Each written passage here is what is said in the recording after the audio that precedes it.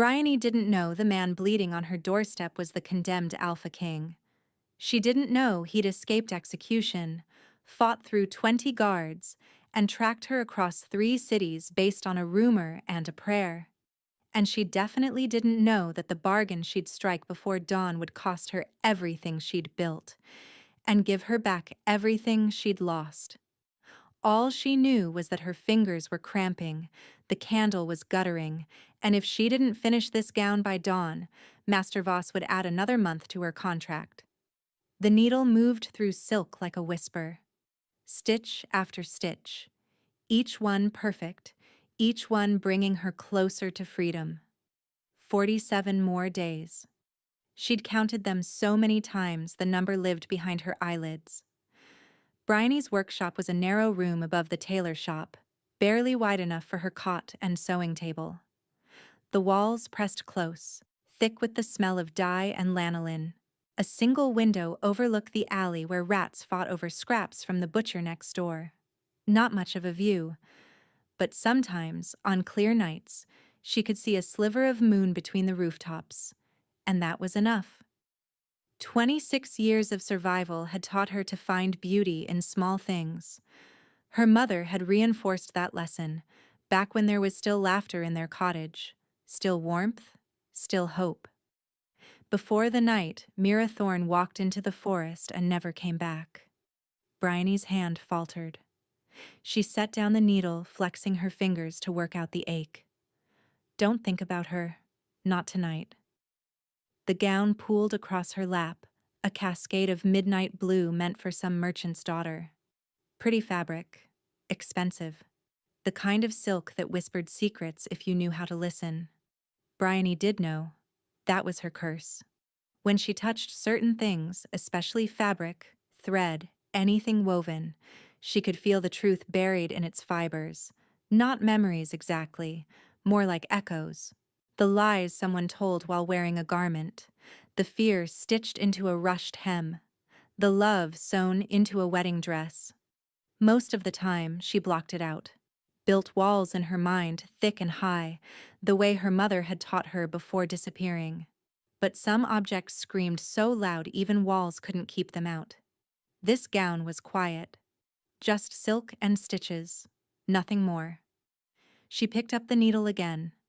47 days. Then her debt to Voss would be paid, and she could finally leave this city, find somewhere no one knew her name, somewhere she could stop hiding, stop pretending to be ordinary. The candle flickered. Bryony glanced at the window, but there was no breeze. The night was still, heavy with the kind of silence that made her skin prickle. She was being foolish. Too many late nights, too little sleep. Her mind was playing tricks. She bent back over her work. That's when she heard it. A thud against her door. Soft at first, then harder. Not a knock exactly. More like someone, collapsing against the wood. Bryony froze, needle suspended mid-stitch. No one came here at night. No one even knew which door was hers. She paid extra for that anonymity, skipping meals to afford a separate entrance from the shop. Another thud. Then a voice, low and ragged, barely more than a rasp. Thread seer.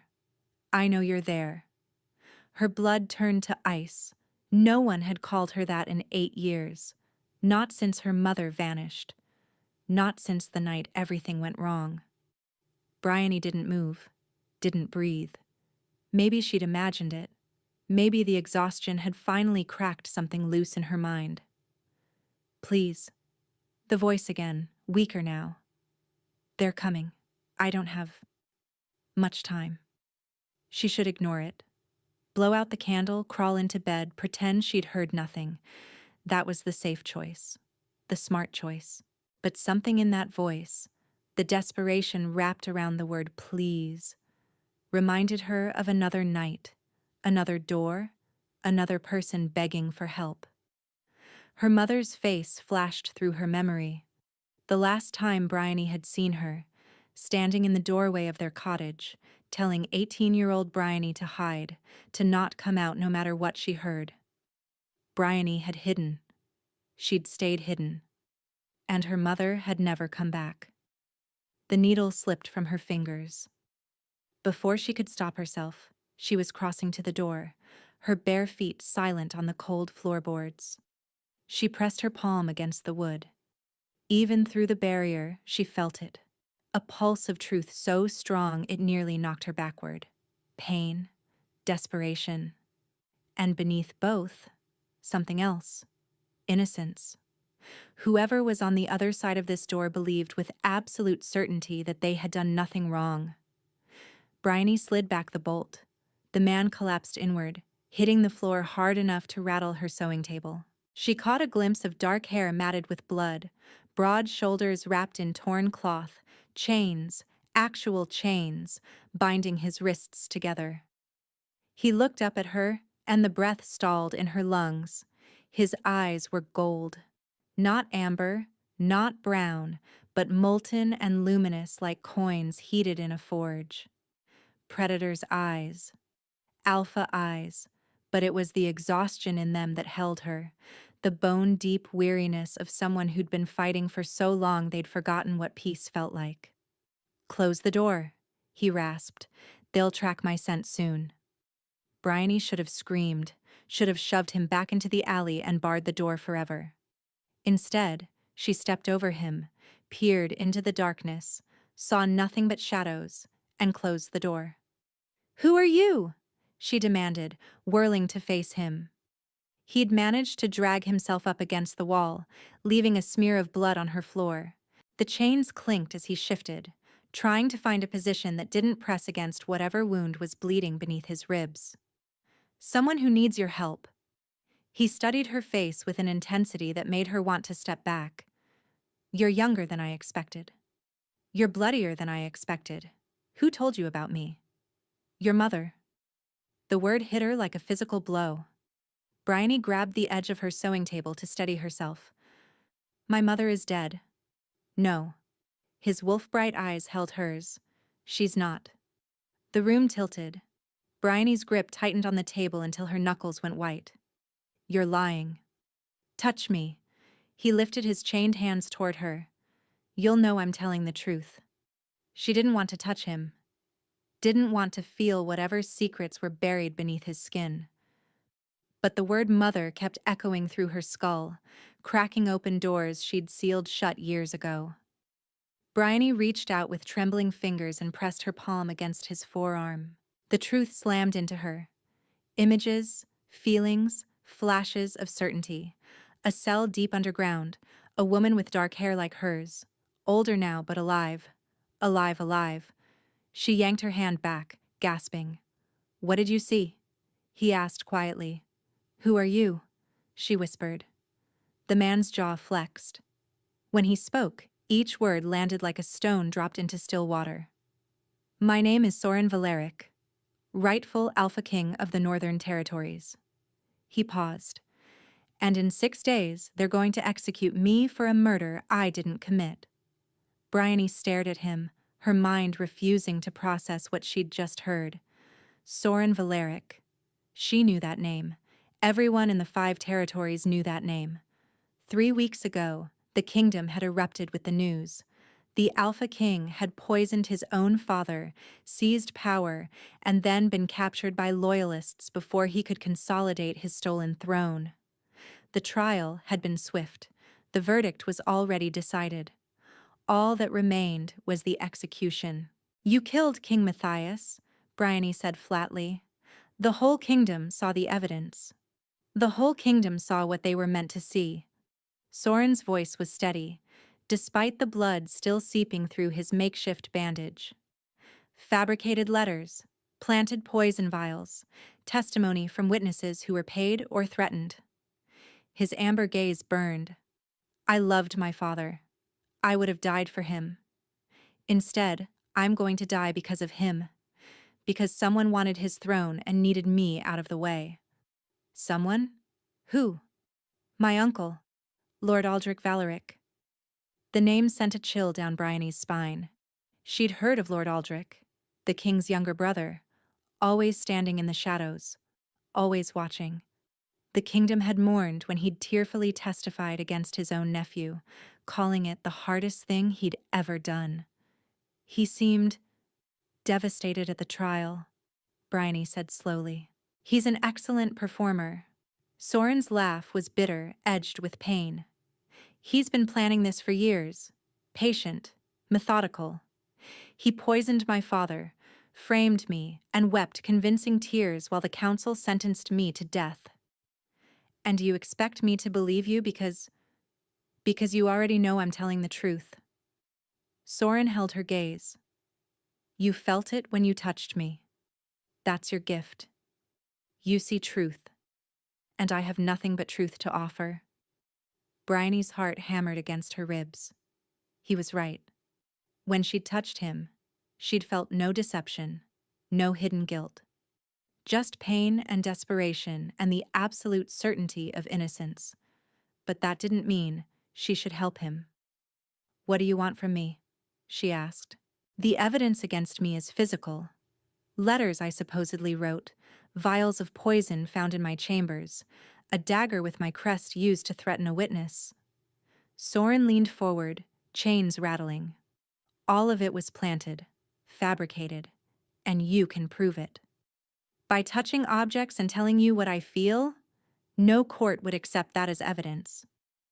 They would if you showed them exactly what happened. Who really wrote those letters? Who really placed the poison? His voice dropped. Your mother could do that. Project what she saw so others could witness it too. The council members who remember her would trust that gift. Bryony's breath snagged. You knew my mother? Personally? She worked for my father. Years ago, before you were born. Something shifted in Soren's expression. She was his truth seer, the one who verified treaties, exposed liars, protected the throne from deception. When she disappeared, we thought she'd fled, that someone had threatened her into hiding. He paused. We were wrong. What do you mean wrong? Soren's expression hardened. 6 months ago, while investigating Aldrich's network, I found records. Secret prison transfers, names of people who'd been inconvenient to his plans. He met her eyes. Your mother's name was on that list. She didn't run Bryony.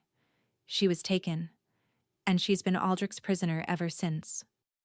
The floor seemed to tilt beneath her feet. 8 years. 8 years of grief, of believing her mother had abandoned her or died alone in the forest. 8 years of nightmares and unanswered questions. And all along she'd been locked in a cell somewhere, kept alive for reasons Bryony couldn't fathom. Why? Bryony's voice cracked. Why keep her alive? Because she's useful. Her gift is too valuable to waste. Soren's expression went cold. And because killing her would mean losing leverage over anyone who might come looking for her. He paused deliberately. Anyone like you? Bryony sank onto the edge of her cot, her legs no longer willing to hold her. How do I know this isn't a trick? She asked. You could be lying about everything, using my mother as bait to manipulate me into helping you. I could be. Soren didn't flinch from the accusation. But I'm not. Touch me again if you need proof. She didn't want to touch him again. The first time had left her feeling scraped raw, like she'd been turned inside out. But the alternative was worse. Living the rest of her life wondering if her mother was rotting in some cell while Bryony sewed gowns for merchant daughters. She crossed the room, knelt beside him, and pressed her fingers to his temple. This time, she went deeper. She saw Aldrich's study, papers spread across a desk, and her mother's name circled in red ink. She saw a map with a location marked Thornhallow Keep, deep in the eastern mountains. She saw Soren finding the documents, his hands shaking, and his jaw tight with fury. And beneath it all, she felt his intention, pure and unwavering. I will expose him. I will free everyone he's caged, even if it kills me. Bryony pulled back, breathing hard.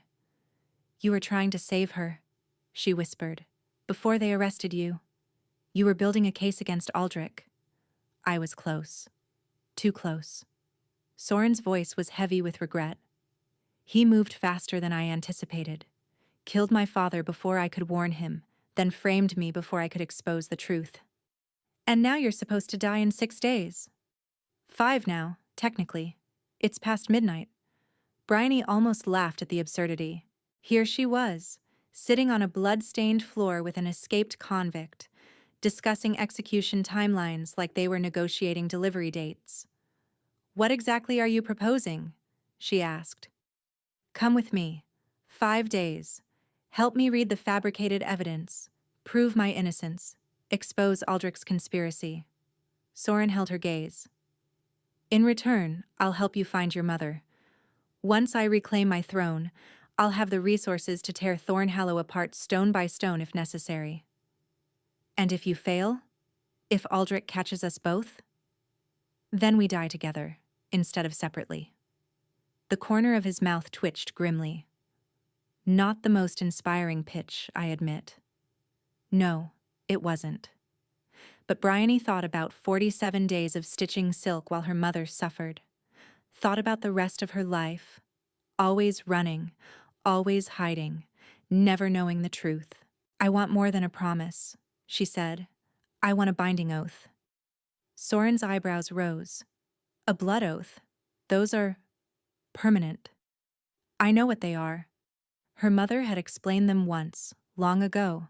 2 souls bound together until the terms were fulfilled. Unbreakable. Inescapable. "You're asking me to risk my life. I want insurance." "Fair enough." Soren looked around the room. "Do you have a blade?"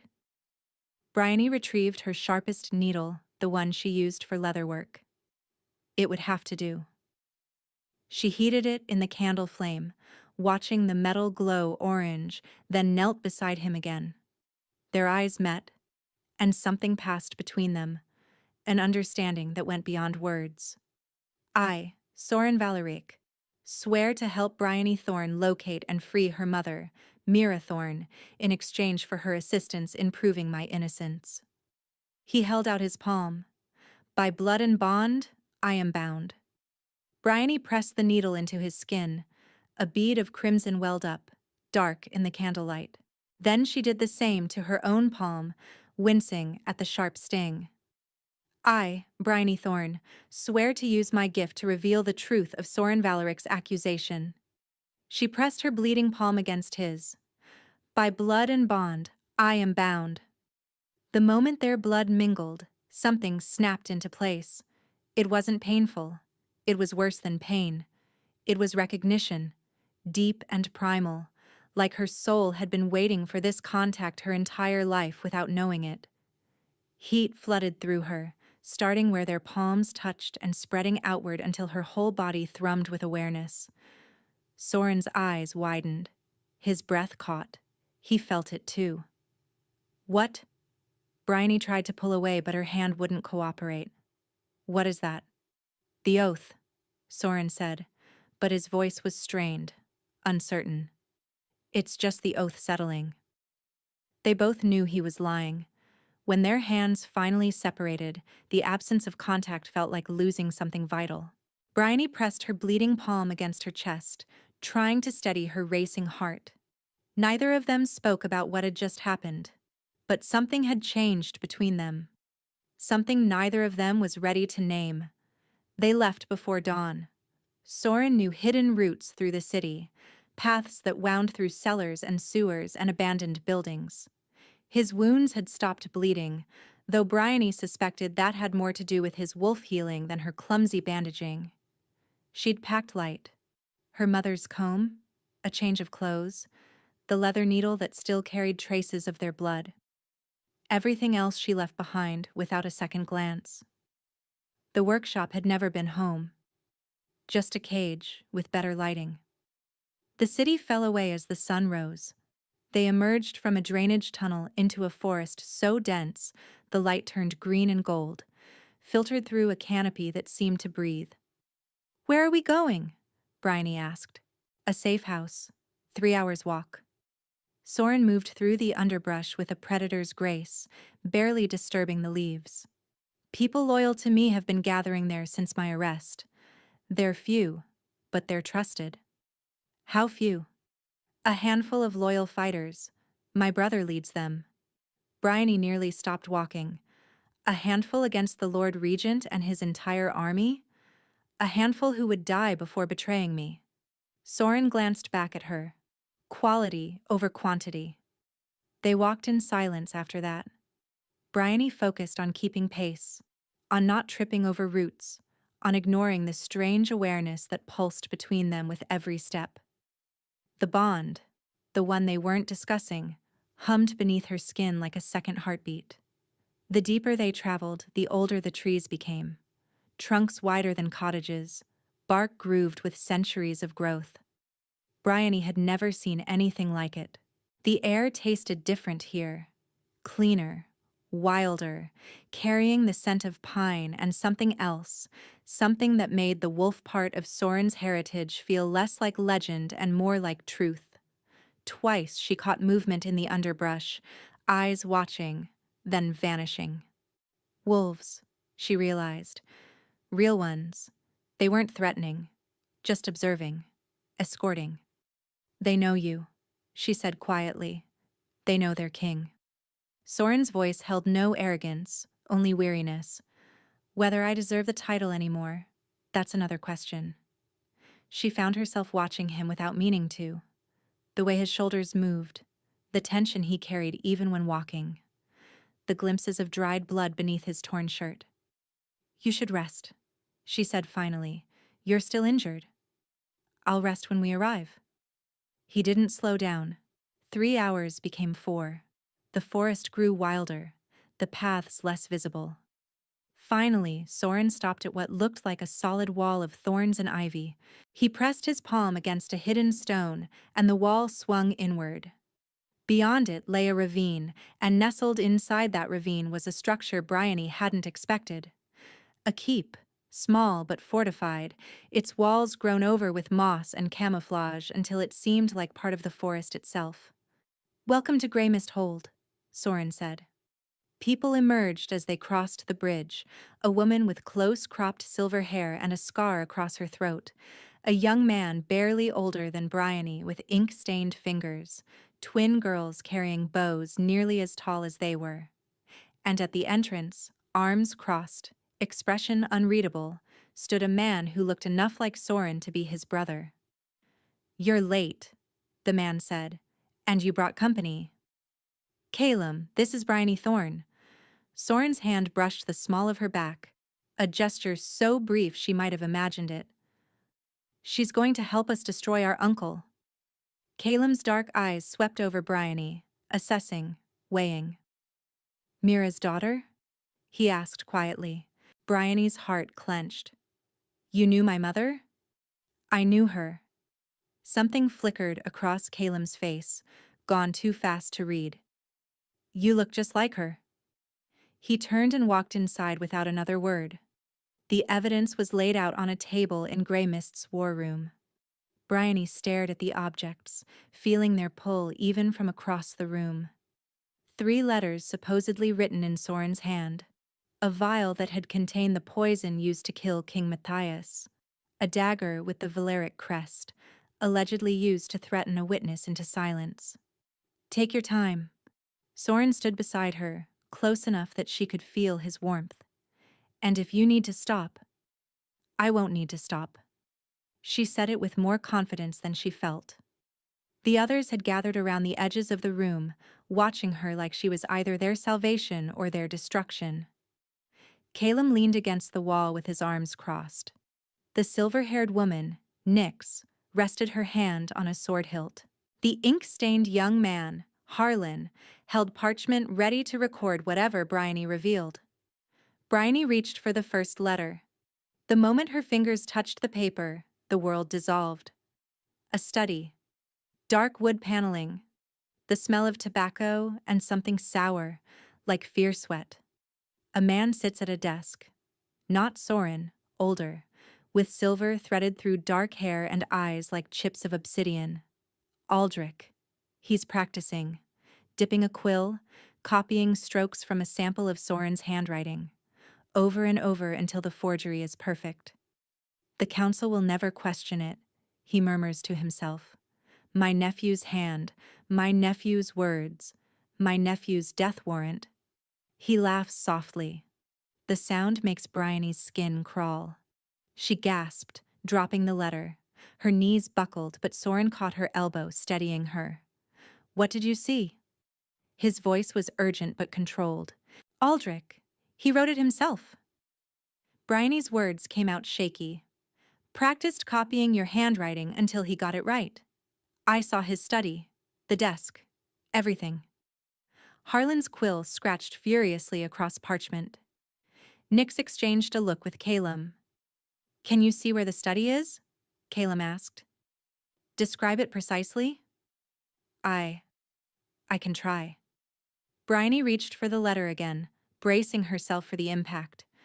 This time she pushed deeper, fighting through the echo of Aldrich's presence to absorb every detail. The view from the window, a courtyard with a fountain shaped like a wolf. The books on the shelves, histories, legal texts, a collection of poetry that seemed out of place. The hidden drawer in the desk where he kept the handwriting samples. When she emerged, she was trembling so hard her teeth chattered. Thornhallow Keep, she managed. The study is in Thornhallow. That's where your mother is, Soren said quietly.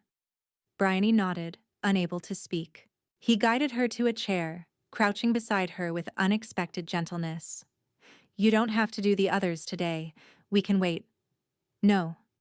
She squared her shoulders. We don't have time to wait. 4 days, remember? Something passed through his expression. Admiration, maybe, or concern. He didn't argue. The vial was worse. Hands. Aldrich's hands. Wearing gloves, careful not to leave traces. He's measuring powder into the vial. Precise amounts. And deadly amounts. The old fool trusts me completely, he whispers. His own brother. He'll never suspect until it's too late. And then another scene. Later. Aldrich pressing the vial into the hands of a servant, whispering instructions. The servant's face is pale with fear but determined. Put it in his evening wine. You'll be rewarded beyond your dreams. The servant nods. His hands shake.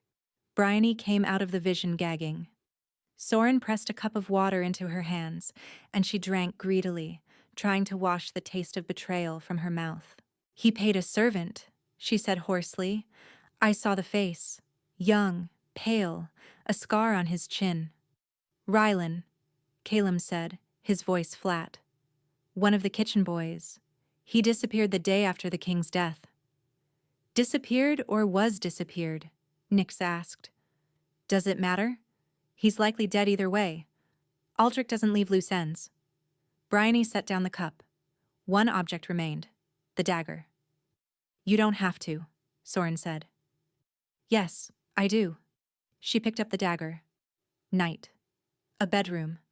A woman cowering against the headboard, tears streaming down her face.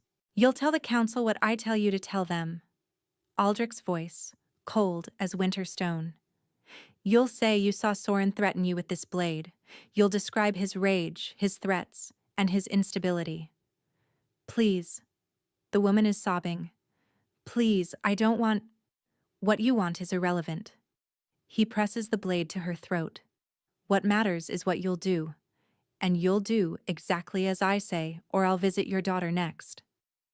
Bryony dropped the dagger like it was on fire.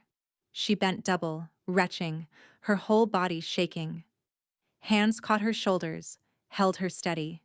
Soren's voice, low and urgent, cutting through the horror. I'm here. You're safe. I'm here. She clung to his arms, anchoring herself to the present. The bond between them flared, warm and steadying, pushing back against the darkness she'd witnessed. When she could finally speak, her voice was raw. Lady Astrid Morvain, he threatened to hurt her daughter if she didn't testify against you. A muscle feathered in Soren's cheek. Astrid was my mother's closest friend. She held me when I was an infant. His hands shook where they gripped Bryony's shoulders. He used her love for her child to destroy me. The next 2 days blurred together in a haze of visions and recovery. Bryony read everything they brought her: scraps of fabric from the night of the king's murder, a wine goblet still stained with poison residue, documents bearing Aldrich's hidden seal. Each object drained her further, left her shaking and hollow. But each one also added another piece to the puzzle. Aldrich had been planning this for over a decade. Patient, methodical. A spider spinning web so fine no one noticed until they were already trapped. Between readings, Soren stayed close. Not hovering exactly, but present. Always within reach when she stumbled. Always there with water or food, or simply silence when she needed it. On the second night, Bryony found herself on the keep's small balcony, staring at stars she hadn't seen in years. The city's smoke had always hidden them. Here, they blazed like scattered diamonds. "Can't sleep," Soren's voice came from behind her. She didn't turn. "Too much in my head." He moved to stand beside her, leaving a careful distance between them. The bond hummed anyway, aware of him in ways that had nothing to do with physical proximity. "The visions," he said quietly. "Do they stay with you?" "Sometimes." Bryony wrapped her arms around herself. "The worst ones linger. Your uncle's cruelty. I've never felt anything so cold. He doesn't see people as people, just pieces on a game board." Soren was quiet for a long moment. "He wasn't always like this. When I was young, he used to bring me sweets from the capital, taught me to play chess." His voice roughened. "I keep trying to understand when he changed, when the man who bounced me on his knee became someone who could poison his own brother. Maybe he didn't change. Maybe he was always this, just hiding it better. That's worse somehow." They stood in silence, watching the stars wheel slowly overhead. "I'm afraid," Bryony admitted finally. "Not of the readings or even of Aldrich. I'm afraid of finding my mother and discovering she's different. That 8 years in a cell has broken something in her." Soren turned to face her. In the starlight, his eyes looked almost silver. "When I was imprisoned, waiting to die, I thought about giving up. Letting go. It would have been easier." He paused. "But I kept thinking about Tamsin, my sister. She died in the same attack that killed my mother when I was 15. I never got to say goodbye. Never got to tell her I loved her." His jaw flexed. "I couldn't let Aldrich win without a fight. Not when I was the only one left to remember them." Bryony's chest ached. "I'm sorry. About your sister. Your mother. It was a long time ago." But his voice said otherwise. Grief doesn't follow timelines. His eyes met hers, and something cracked open between them. The bond, that inexplicable connection, flared warm and bright. "No," Soren said softly. "It doesn't." He reached out slowly, giving her time to pull away. When she didn't, his fingers brushed her cheek, tucking a strand of hair behind her ear. "Bryony." Her name on his lips sounded like a confession. "I need you to know something. The bond we share, it's not just the oath. I felt it the moment I saw you. Before you opened the door. Before you agreed to help." Her heart stuttered. "What are you saying?" "I'm saying I didn't come to you just because of your gift. I came because—" He stopped, frustration flickering across his face. "Because I've spent 3 years alone, trusting no one, expecting nothing. And then, I found you. And suddenly I remembered what hope felt like." Bryony should have stepped back, should have reminded him they'd known each other for mere days, that this was madness, that they were running out of time. Instead, she rose on her toes and kissed him. Soren went still for one heartbeat. Then his arms wrapped around her, pulling her close, and he kissed her back, with a desperation that stole her breath. His hands trembled where they pressed against her spine, like he was afraid she might disappear. When they finally broke apart, foreheads touching, both breathing hard. Bryony whispered, "This is a terrible idea." "Probably."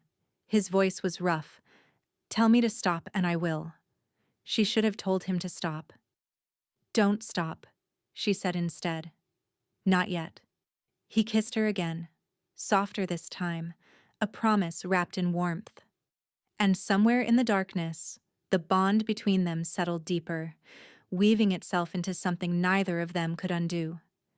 Everything shattered on the third morning. Bryony was reading the last piece of evidence, a signet ring that had belonged to one of Aldrich's co-conspirators, when the vision veered somewhere unexpected. Aldrich's study again. But this time, he's not alone. A messenger kneels before him, travel-stained and exhausted. "The Threadseer's daughter," the messenger says. "She's with the escaped king." Our informants confirmed it.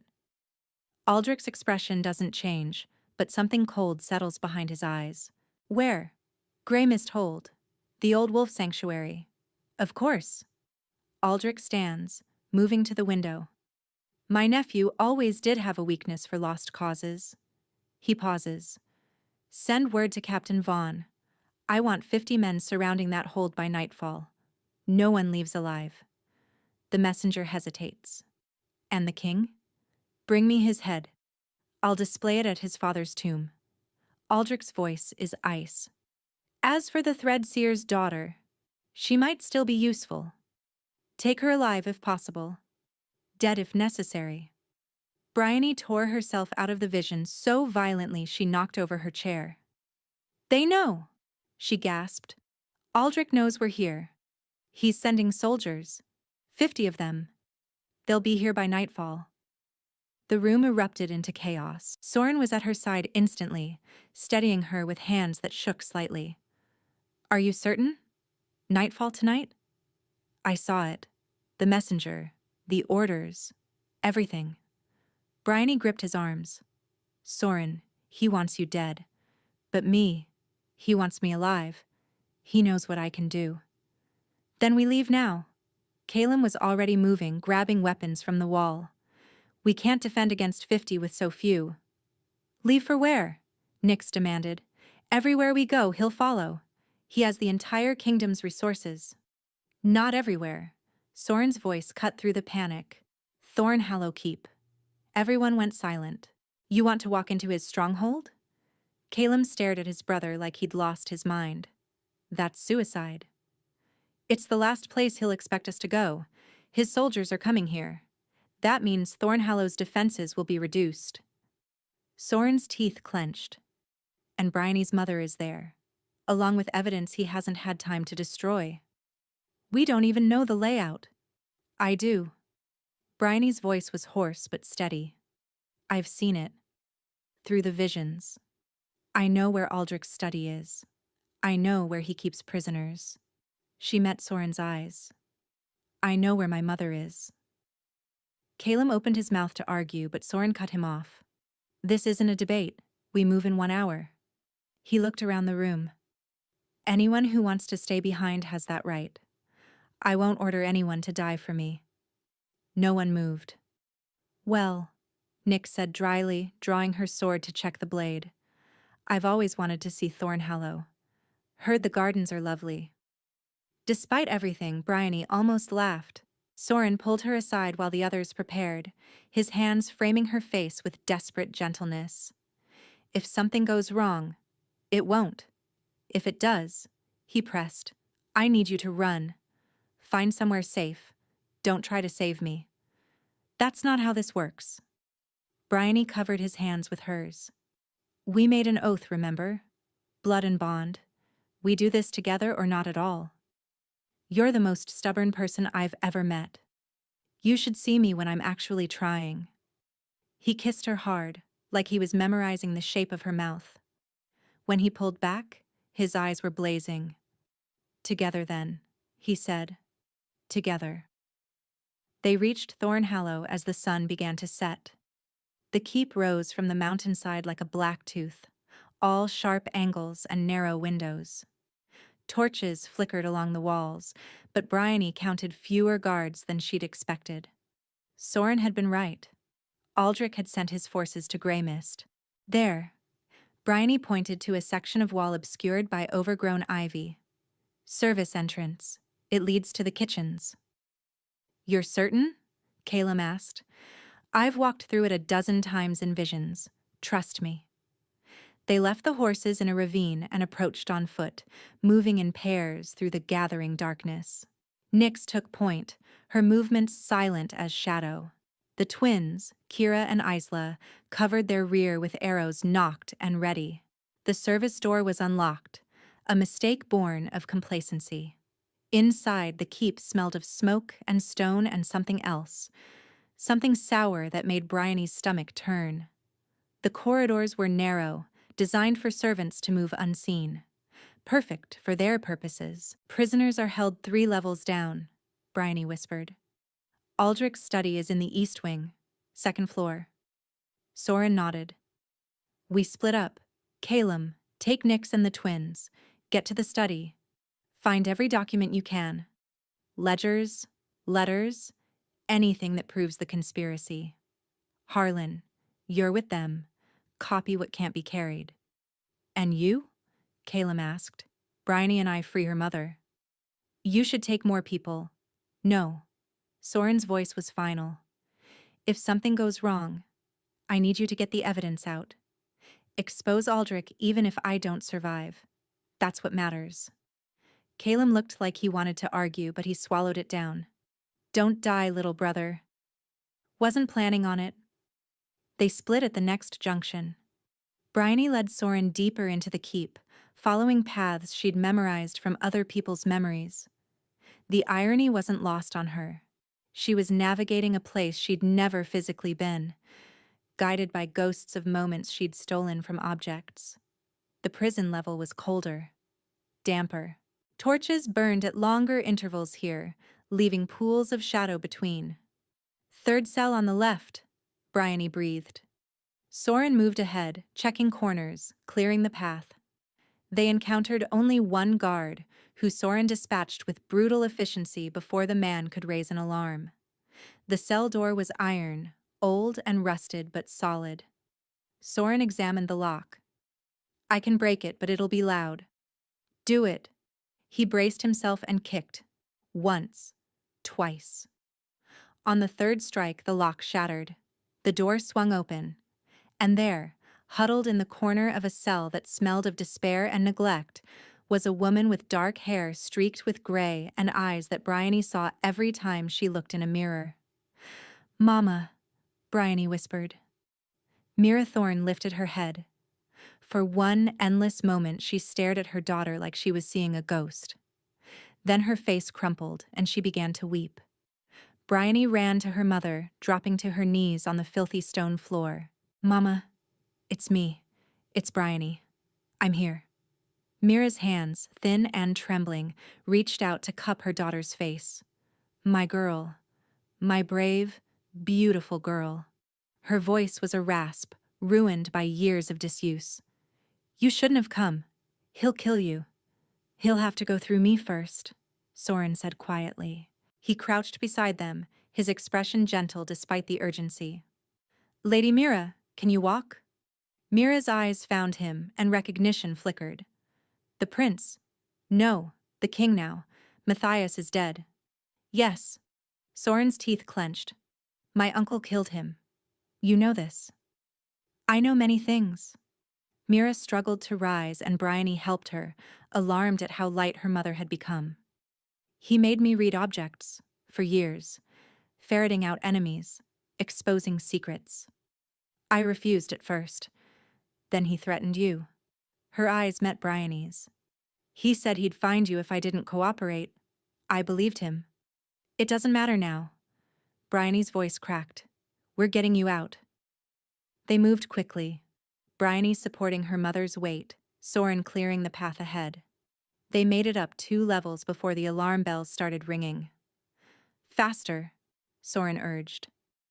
But Mira was already flagging, her legs barely able to carry her. 8 years of captivity had stolen her strength. Go, Mira gasped. Leave me. Get the evidence. I'm not leaving you again. Bryony's grip tightened. I spent 8 years thinking you abandoned me. I won't lose you now that I know the truth. They rounded a corner and found their path blocked. Aldrich Valeric stood at the end of the corridor, flanked by a dozen armed guards. He looked nothing like the grieving uncle who'd wept at Soren's trial.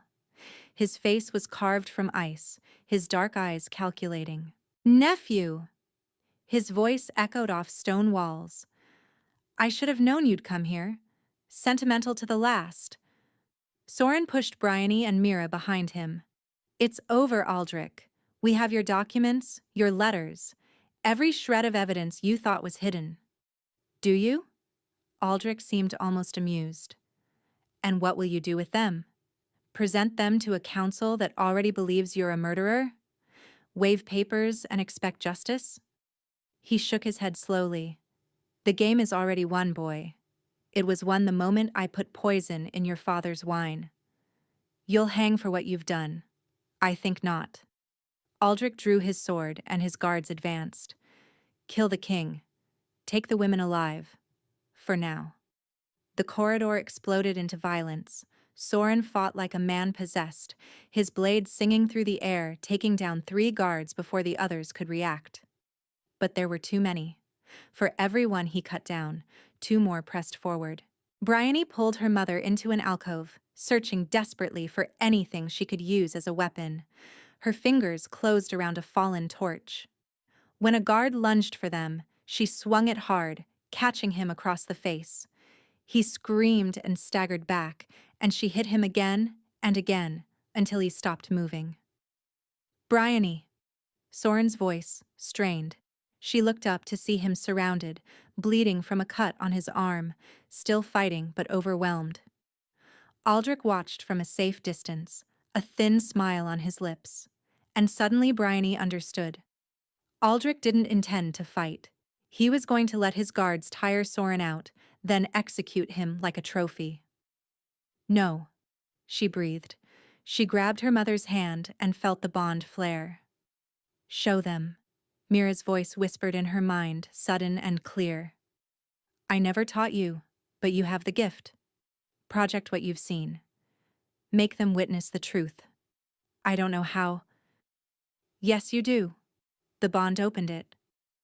"Trust yourself, my love." Bryony closed her eyes. She thought about every vision she'd absorbed. Aldrich forging letters. Aldrich poisoning wine. Aldrich threatening a mother with her daughter's life. She gathered them like threads, wove them together, and pushed. Light exploded outward. Every person in that corridor, guards, Aldrich, Soren, saw her visions projected across the walls, the ceiling, the very air itself. They witnessed Aldrich's crimes in vivid, undeniable detail. His hands mixing poison, his voice ordering murder, his smile as he plotted the destruction of his own family. The guards froze. "Lies!" Aldrich screamed. "Illusions! Don't believe." "I recognize that study," one of the guards said slowly, horror dawning on his face. "That's your study, my lord. I've stood in that room." "The poison," another whispered.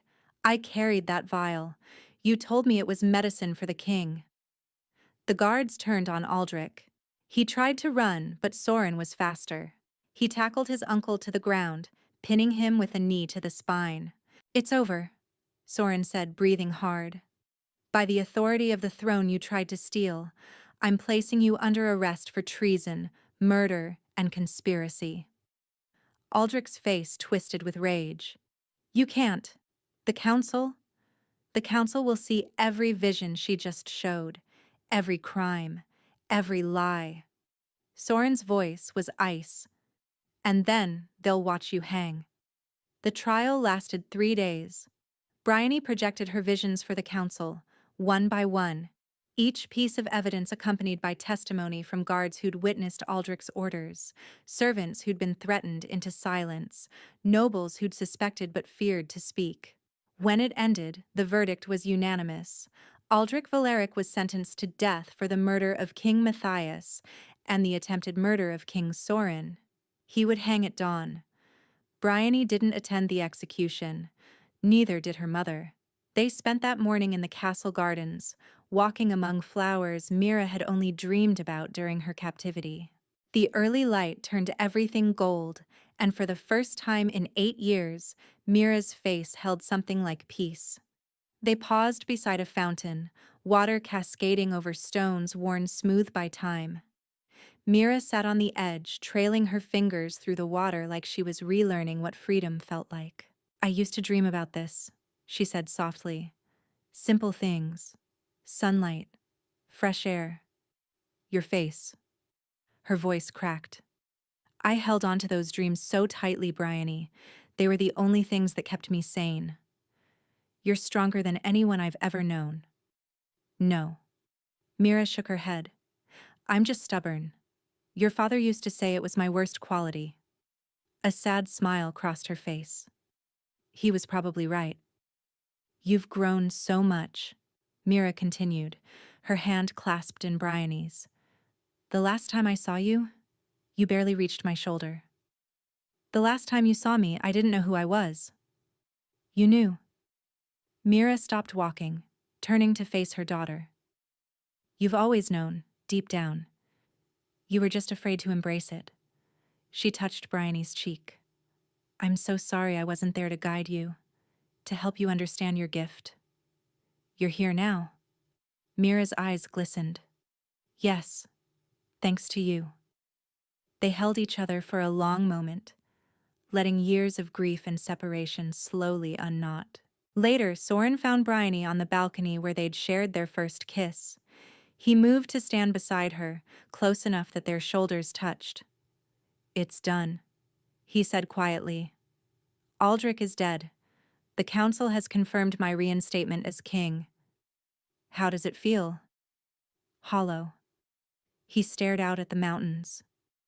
"I thought I'd feel satisfied, but all I feel is tired." Bryony took his hand. The bond hummed between them, warm and steady. "What happens now?" she asked. "Now I rebuild what he destroyed, repair the alliances he damaged, earn back the trust of people who believed I was a murderer." Soren turned to face her. "And I ask you to stay." Her heart lurched. "Soren, the oath is fulfilled. Your mother is free. You have every right to walk away, start a new life somewhere Aldrich's shadow never touched." His voice dropped. "But I'm asking you not to." "Why?" "Because I love you." The words came out raw, unpolished.